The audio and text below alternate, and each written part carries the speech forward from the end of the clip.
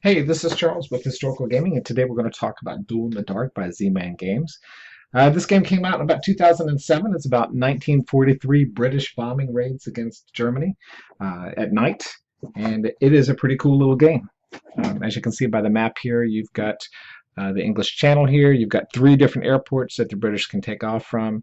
You're going to use some cards to pre-program your bomber run and select a city that you decide that you want to attack, and the Germans won't know where you're attacking. The Germans have fighter planes to protect their cities.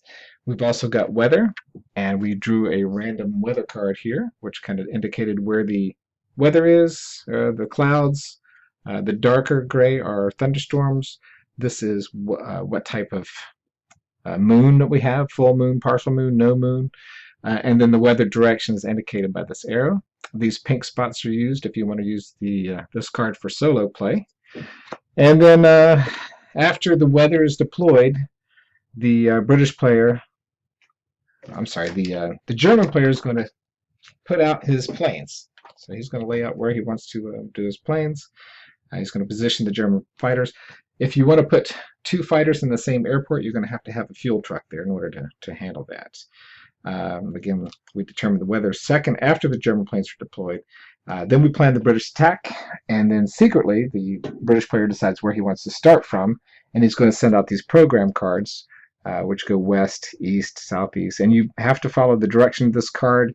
You can deviate by 1 sector per move if you like, but other than that, the only other time you can turn completely around or move more than 1 direction away from the card is when you actually reach your bombing run.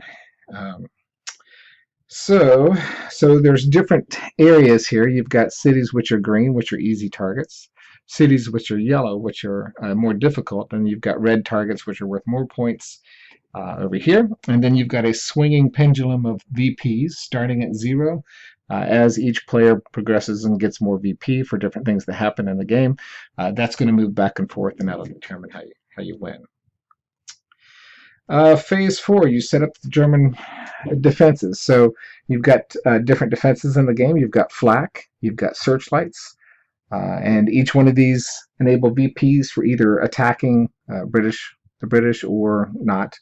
The spotlights can blind the bomber and give another VP for that. You've got radar, which helps detect, and all kinds of cool things like that. So now the British player will place his bomber and mosquito in an airport he decides over here. There's 3 to choose from. You can decide whether you want your bomber to leave from here and your mosquito to leave from there. There's different levels. So this is ground level when they're taking off. This is medium, or like low-level flight, and this is high-level flight. So at the beginning of the game, they're all on low.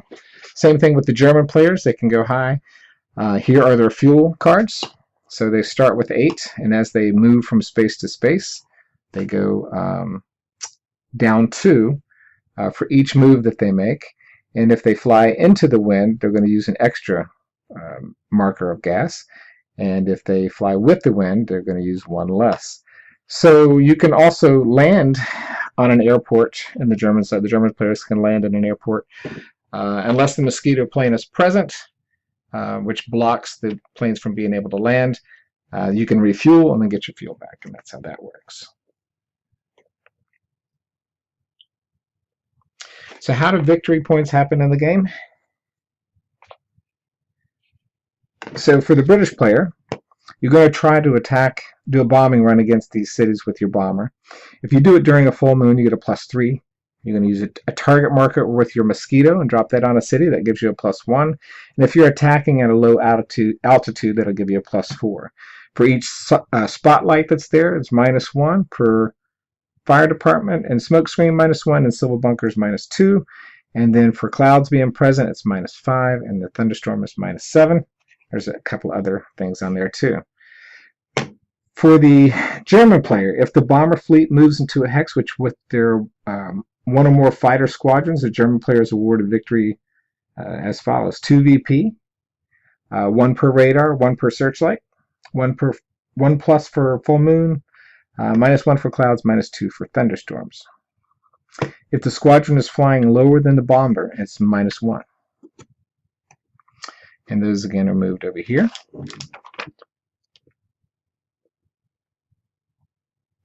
So a fighter moves into the hex of the mosquito attacks. The bomber moves into a hex with flak or fighters, the German player attacks. The bomber reaches the target city, the bomber attacks. The victory point is moved in the direction of the country winning the points. So there's a mosquito in the game, which is designed to protect the bomber. He can move up to 2 spaces. Wind does not affect him. Let's see. He cannot be attacked by German flak. The British mosquito can fly at any altitude when it first moves and can change altitude between moves. If the mosquito is flying low, it suffers -1 VP when dueling fighters. If the fighter moves into the hex of a mosquito, the British player gets 1 VP for every fighter to a maximum of 2 fighters. If the mosquito is in the same hex as the German airport, the British player gets 1 VP if a fighter takes off. By the way, this I can't remember the name of the guy. Headless Hollow used to be the name of it, or the Order of the Esoteric Gamers has a great player aid to kind of help go over the game here. Good brief overview of the pieces. It talks about flak and what it does in the game, radar, searchlight, and all that, balloons, and how they work. So before the game even starts, you decide how many knights or how many turns you're going to play. Each turn takes up to about 30 minutes to an hour or so to add to the game. So you can do 1 turn, or you can do 3, 4, whatever, however much time that you have. So most of the game, sequence at first, those phases I've been talking about are just the setup phase. But the 6 phase is where everything happens. So the first thing that's going to happen is the British mosquito moves, and again, it can move up to 2 spaces. And then after that, the German fighter squadrons move, and then we're going to deplete their gas using these cards here, 1 for each plane. And judging from their movement, they're going to try to intercept it. So this guy down here might move up. So let's say the mosquito moves 2 spaces to right here. So that guy is going to try to protect the bomber, and you're trying to watch his movement as far as where the bomber is, because he does give advantages to being in the same hex as the bomber, which at this point you don't know where he's going to move. All you know is he's starting in that airport, and let's put him up to low-level flight here. Okay, so he's moved 2, and now it's the German player's turn to move airplanes. So we're going to move the German fighters to here to try to intercept. All right, and that was the red one, so we're going to knock red down 1 notch, down to 6.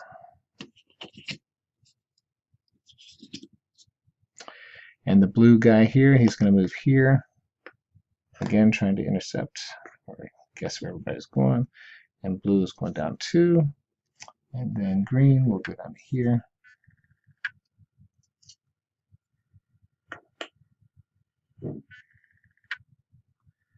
So I think it's everybody. There should be 1 more. Yeah, here we are. Let's move here and be a little cautious. All right, so now the German fighters have moved, and the British bomber fleet moves. So we've programmed these cards in advance. We're going to flip this card over, and we're going to see that the bomber moved west. Okay, so now that the mosquito is protecting the bomber, no contact, there's no points or anything like that to make. There's no flak or anything like that. And then the British mosquito will move again. So he might move into here. All right, so we're going to look at our victory points here. So let's take a quick look at the cards here and see what just happened. So the mosquito can fight against a maximum of 2 fighter squadrons in his hex. Each fighter squadron, the British player gets 1 VP. So we've got 1 VP for the British. Here it goes. We fought against 1 fighter squadron. If it's in clouds during full moon, if clouds are present, -1, back to 0, because we didn't see them. That's pretty much it. So the bomber's not in contact with anybody. The fighter's just in contact with the mosquito. So let's see, if the bomber moves into a hex, that hasn't happened. That would be 2 VP if it was. There are radar and flak and things like that. So let's look at flak. So there is searchlights present. Flak, -1. No flak.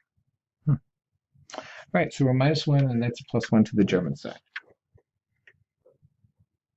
So you're going to follow that sequence of the mosquito moving, then the German fighters moving, and then the bomber moving over and over again, and calculating the VPs as each one is moved into.